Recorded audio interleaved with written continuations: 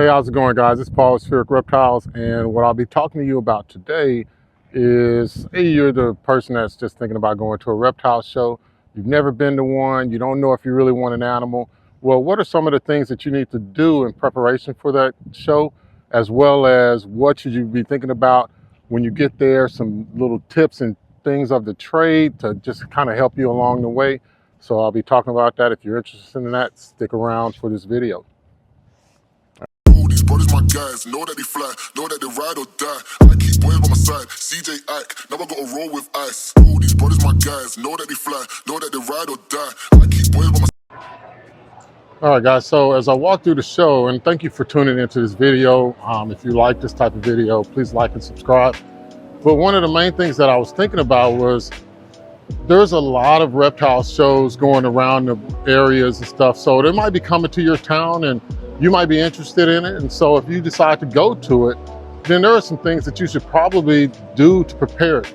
Well, the number one thing would be to know the location, know the date of it and the times that it starts, and the admission price. And if there's any parking, if you're in a city, know that as well. I think that type of thing can really help. Just from a logistical standpoint, it makes sense, right? I hope that it makes sense. So that's the first thing that I would do.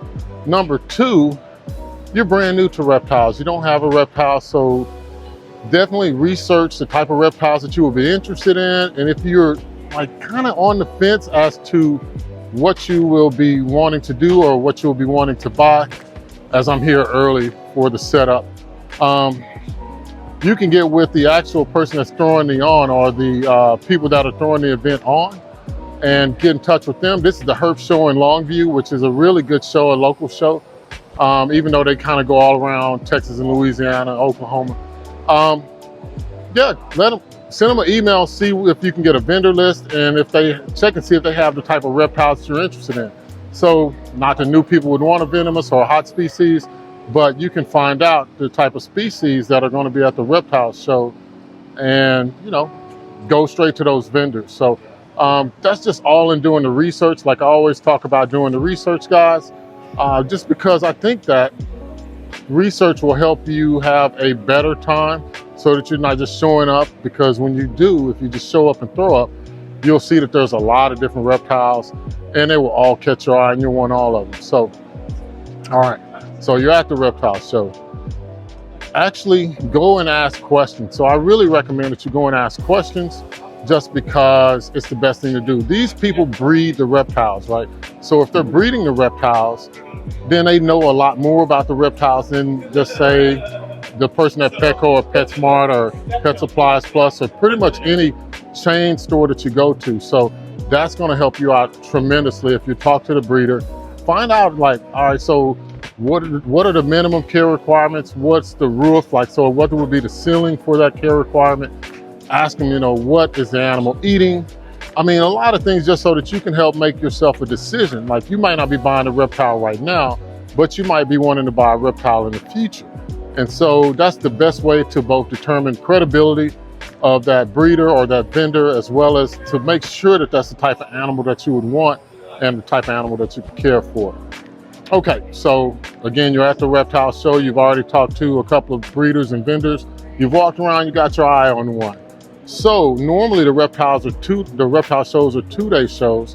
So what you could do at that point is you could go and buy the things, like say, I want a reptile. You could buy all of those cage requirements and those husbandry requirements that day, probably at the same reptile show at a great discount, as well as you could go and get you something to transfer that animal home. So I recommend going to get a 15-quart tote if the animal's not really big, or a 40-quart tote if the animal's not really big. That way you can transport it home safely.